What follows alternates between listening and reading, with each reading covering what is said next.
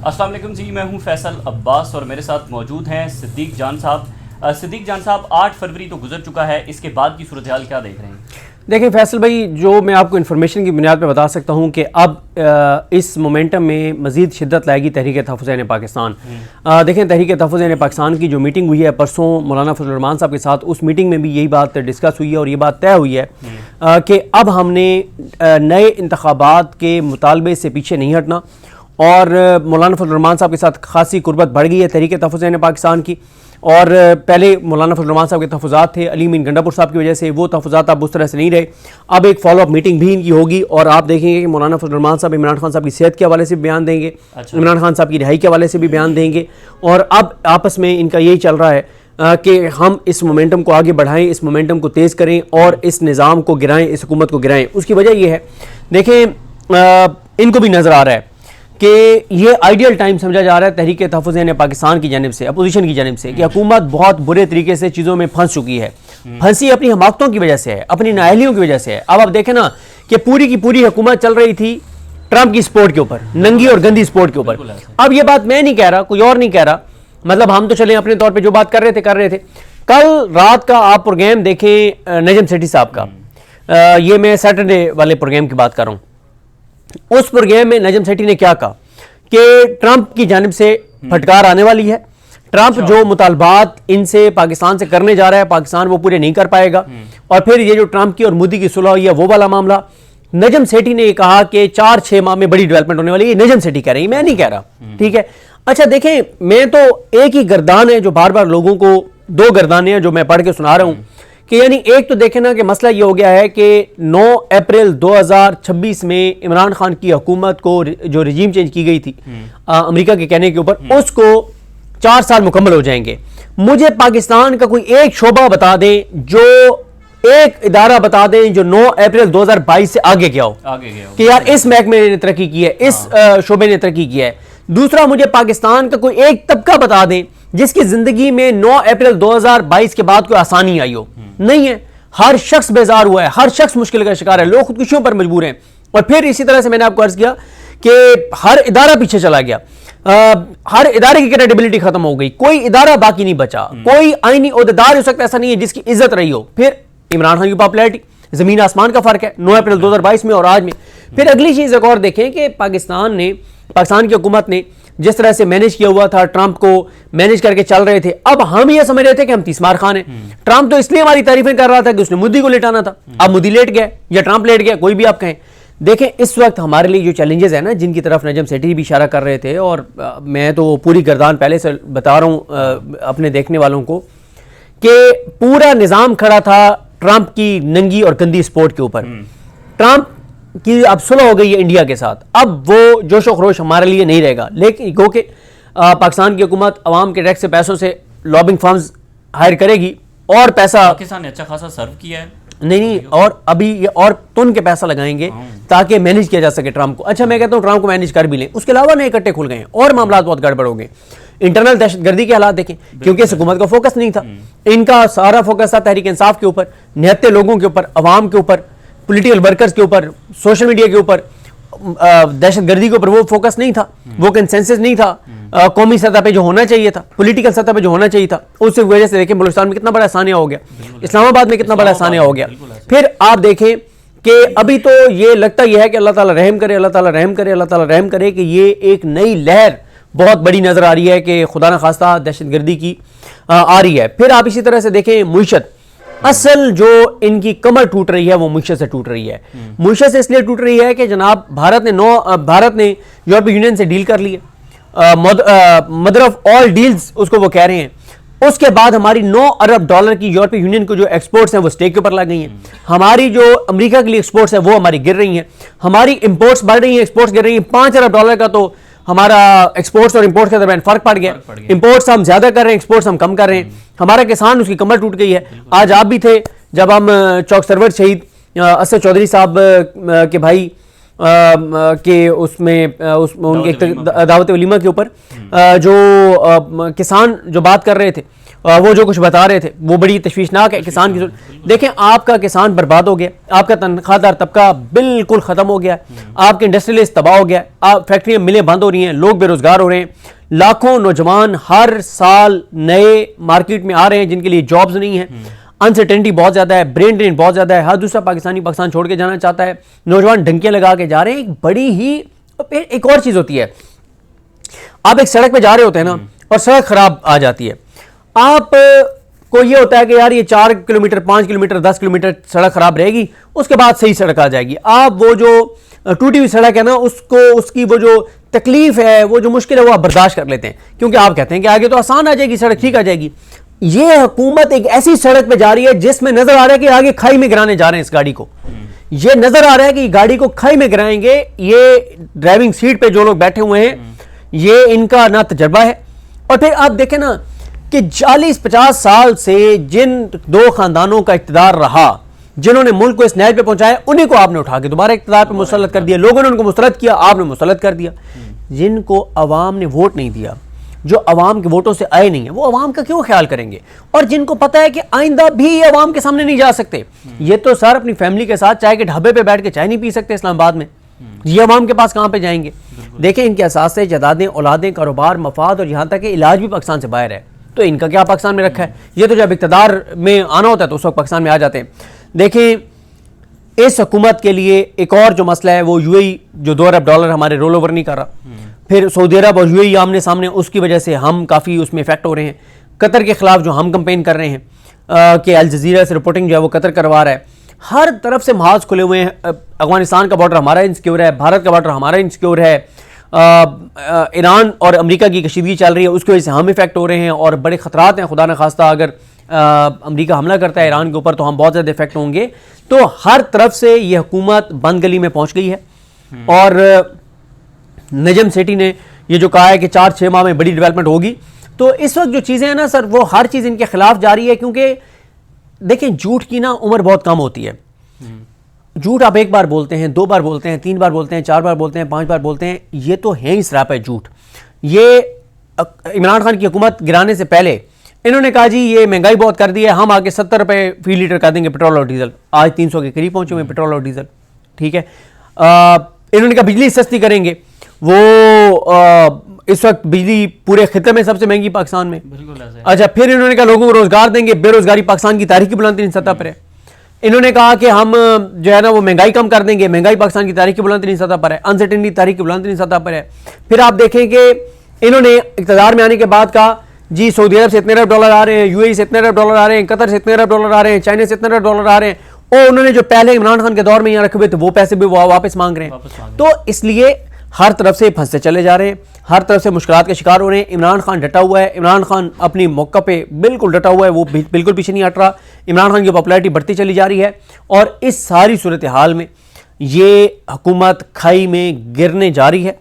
और अब मसला ये है ना कि 8 फरवरी आप देख लें, उसमें पीटीआई के एमएनएस एमपीएस का तो कोई किरदार नहीं है। बिल्कुल ऐसे कितने आपको एमएनएस एमपीएस टिकट होल्डर्स के आपने वीडियो पैगाम देखें। ये तो जो चीज़ है वो तहरीक तहफ़्फ़ुज़ पाकिस्तान या सुहेल आफरीदी और उसके बाद सोशल मीडिया, वरना तो। अच्छा सिद्दीक जान साहब, एक और भी शहर इक़्तिदार के अंदर चीज़ें चल रही हैं कि एक तो महमूद खान चकज़ई साहब और वज़ीर-ए-आज़म की मुलाकात हो, उससे पहले सुहेल आफरीदी साहब का वज़ीर-ए-आज़म के साथ मिलना हो, तो कहा जा रहा है कि कहीं ना कहीं पर कोई इंगेजमेंट्स हो रही हैं, बातचीत चल रही है, इस हवाले से क्या इन्फॉर्मेशन है? देखें, ऐसी कोई सॉलिड चीज़ अभी हमारे सामने नहीं है कि कोई सॉलिड चीज़ हुई हो। मसलन मेरे नज़दीक पसे पर्दा बातचीत के पॉजिटिव तरफ जाने में क्या मुझे ऐसी चीज़ नजर आएगी, मैं कहूँगा कि पॉजिटिव तरफ जा रही है, जब बेगुनाह असीरान को रिहा किया जाएगा। अभी तो हालत यह है कि परसों मुलाकात थी हसान न्याजी वगैरह की, मिलिट्री कोर्स वाले जो वो हैं असीरान, उनको मिलने नहीं दिया गया फैमिलीज के साथ। तो भाई मैं तो तब कहूँगा ना कि पॉजिटिव साइड पे कोई बातचीत शुरू हो गई और जारी है जब कोई एक बेगुनाह रिहा होगा। नहीं हो रहे ना, सख्तियां मजीद बढ़ती चली जा रही हैं।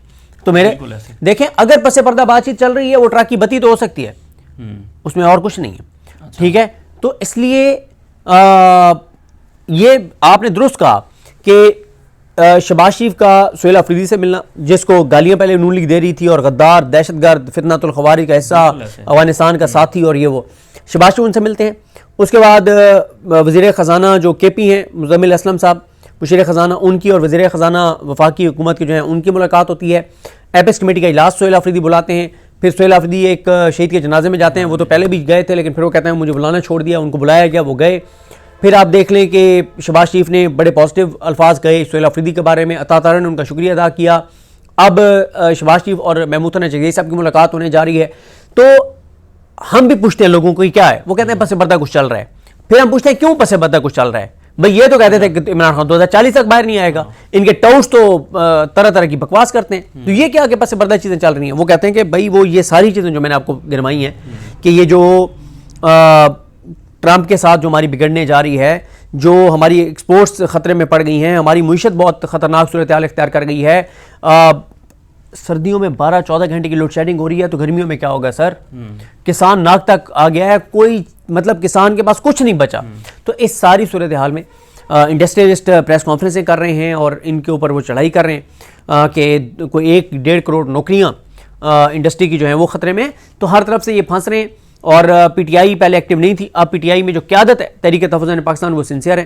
पहले जो इनमें से लोग थे वो ज़ाहिर है आपको पता ही है कि वो कितने चाबी वाले खिलौने थे और रदली थे। ठीक है। अच्छा सदीक जान साहब, इसके ऊपर कमेंट कीजिएगा कि इस्लामाबाद में इतना बड़ा सानिया हो जाता है और मरीम नवाज़ साहिबा अपनी एक्टिविटीज़ जो उनकी ज़ाती एक्टिविटीज़ होती हैं उनको तो वो मुअत्तल कर देती हैं, लेकिन बसंत ढोल बाजे सारी चीज़ें उसी तरह से, TV चैनल जो है वो मैराथन उसकी कवरेज कर रहे हैं, सारा कुछ उसी तरह से चल रहा है। देखें, ये नून लीग ने अपने ताबूत में, अपनी सियासत के ताबूत में आखिरी कील ठोंका है।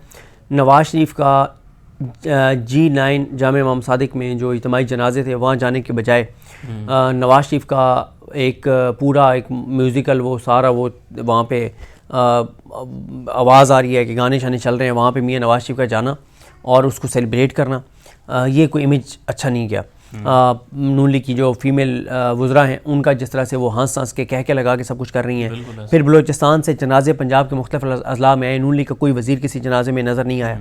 अगर आया है तो कोई वीडियो दिखा दें।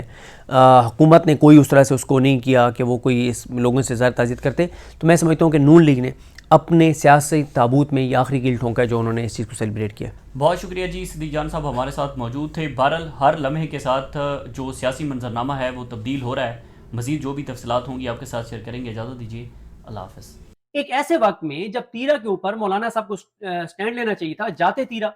भाई आप चाहे अपोजिशन करें PTI की KP में, करें ना। मौलाना साहब साउथ अफ्रीका चले गए और 6 फरवरी को वापस आएंगे। इससे पहले आपको याद होगा 27वीं आईनी तरमीम के ऊपर बांग्लादेश चले गए।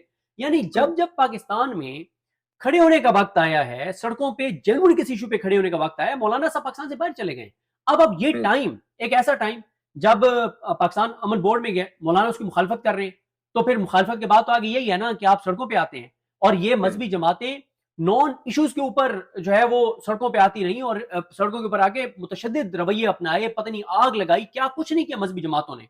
लेकिन आज कोई मजहबी जमात आपको आती हुई नजर नहीं आ रही। क्यों? उसकी एक वजह यह है कि दो वाकयात, एक 26 नवंबर और एक मुरीद के, सबको उससे एक मैसेज मिल गया है। और तीसरा जो वजह है वो है कि अदालतें इरेलीवेंट हो गई हैं, अदालतों में कोई केस।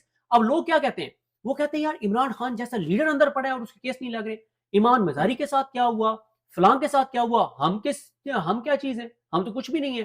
तो लिहाजा बस ठीक है, मैं आपको कोशिश करूंगा 2 से 3 मिनट में ना ये सारी चीज बता दूं और इसमें मैं कुछ ऐसी भी चीजें बताऊंगा जो इससे पहले पब्लिक नहीं हुई, जो सोहेल आफरीदी साहब ने हमें बताई हुई हैं कि क्या हुआ।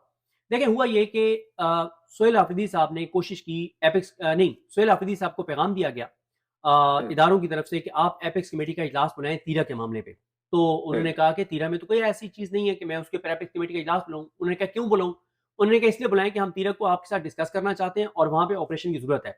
सोहेल आफरीदी ने कहा कि मैं वज़ीर आला हूं, फैसला मैं करूंगा। सोहेल आफरीदी कह रहे थे कि जिस तरह से आप कह रहे हैं कि इस वक्त वहां पे जिस एरिया में आप कह रहे हैं उस एरिया में ऐसा कुछ भी नहीं है कि जिस एरिया में आप चाहते हैं कि मैं उसको खाली करवाऊं। लेकिन जिस एरिया में मुमकिन तौर पे दहशतगर्द हो सकते हैं, वो ये मौसम ही नहीं है जिस मौसम में वहां पे ऑपरेशन किया जा सके।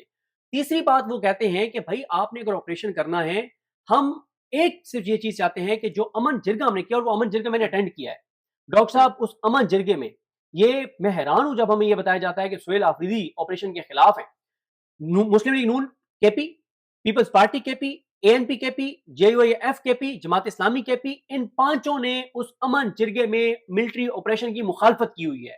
उस अमन जिरगे के डॉक्यूमेंट के ऊपर इन पांचों के दस्तखत हैं और उसकी बहुत सारी वजूहात हैं। और फिर इससे एक स्टेप में आगे आपको अगर अर्ज करूं कि एक तो इन्होंने ये कहा ना कि इनको ये ऑपरेशन इस तरह से नहीं होना चाहिए, साथ सब जमातों का कंसेंसस है कि सूबाई हुकूमत को, सूबाई असम्बली को, तमाम स्टेक होल्डर्स को ऑन बोर्ड लिया जाए। ये अमन जिरगे में सबका कंसेंसस था। और सुहेल आफरीदी ये नहीं कहते कि मुझे ऑन बोर्ड लो, वो कहते हैं कि यहाँ के जो हमारे अमायदीन हैं, जो मिशरान हैं, मैं केपी में बहुत जाता हूं, मैं जब तक केपी नहीं जाता था मुझे मिशरान की, अमायदीन की, जो मलिक हैं, उनकी स्ट्रेंथ, उनकी पावर, उनकी ताकत का अंदाजा ही नहीं था कि वो कितने इंपॉर्टेंट लोग हैं। अच्छा, सुहेल आफरीदी ने क्या कहा? सुहेल आफरीदी, देखिए, जब सुहेल आफरीदी को कहा गया कि आप एपेक्स कमेटी का इजलास बुलाएं, उन्होंने कहा मैं नहीं बुलाऊंगा। फिर मैं कुछ चीजें, जाहिर है वो कुछ चीजें मैं इसलिए नहीं बता सकता कि एक जनाजे पे कुछ उनकी तल्ख कलामी हुई, वो क्योंकि उन्होंने खुद कहा था कि ये हाईली ऑफ द रिकॉर्ड है, तो वो मैं आपके सामने सिर्फ ये चीज नहीं आपके सामने रख। उन्होंने, सुहेल आफरीदी ने कहा कि अगर आप ऑपरेशन या कोई भी चीज करना चाहते हैं तो आप हमारे साथ बैठें, हमारे साथ डिस्कस करें, हमें बताएं कि पहले 22 ऑपरेशन जो हैं, जो आपने किए, उनमें ऐसी क्या गलतियां थी जो अब वाले ऑपरेशन में नहीं होंगी, और पहले 22 ऑपरेशंस में क्यों दहशतगर्दी खत्म नहीं हुई और अब कैसे हो जाएगी। फिर सुहेल आफरीदी कहते हैं कि सबसे बड़ा मसला यह है कि केपी के जो लोग हैं उनके अंदर बहुत बदएतमादी है। वो ये समझते हैं कि अभी अभी गुड और बैड की पॉलिसी है। वो ये समझते हैं कि ये जो यहाँ पे ऑपरेशन हो रहा है, मुमकिन तौर पे होना है, वो यहाँ के माइंस एंड मिनरल्स के लिए है। वो कहते हैं कि केपी के लोग ये समझते हैं कि पाकिस्तान जो अफगानिस्तान के हवाले से बात कर रहा है, वो इसलिए कर रहा है कि कोई बैरूनी कुव्वतें चाहती हैं कि पाकिस्तान जो है वो अफगानिस्तान को अटैक करें, क्योंकि वो अमरीका ने का एक आया भी था एक बेस के हवाले से, बगराम के हवाले से, इस तरह की चीजें। तो सुहेल आफरीदी कहते हैं कि आपने पिछले 20 साल में केपी के लोगों के साथ जो जो वादे की ऑपरेशंस के अंदर, वो कोई भी फुलफिल नहीं किया। तो वो ये कहते हैं कि लोगों की इस बदएतमादी को खत्म करने की जरूरत है।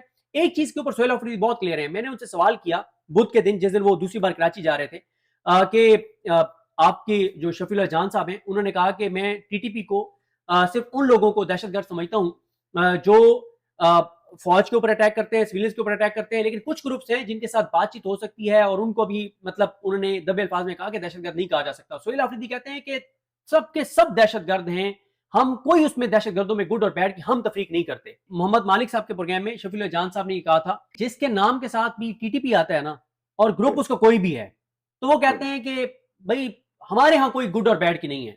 जो पाकिस्तान के आइन को नहीं मानता, पाकिस्तान के कानून को नहीं मानता। शेख अजमत सईद साहब कहा करते थे कोर्ट रूम में कि रीड माई लिप्स, जो मैं नहीं कह सकता या कहना चाहता, वो भी आप समझ जाए। आइन का जो पहला सबसे शुरू जहां से आइन होता है वो क्या है कि कौन पावर को एक्सरसाइज करेगा? अवाम अपने मुंतखब नुमाइंदों के जरिए एक्सरसाइज करेंगे। तो क्या यहाँ पे अवाम के मुंतखब नुमाइंदे हैं? वो तो बात बिल्कुल आपकी ठीक है कि वो जो सूरत हाल है वो पूरा पाकिस्तान जानता है।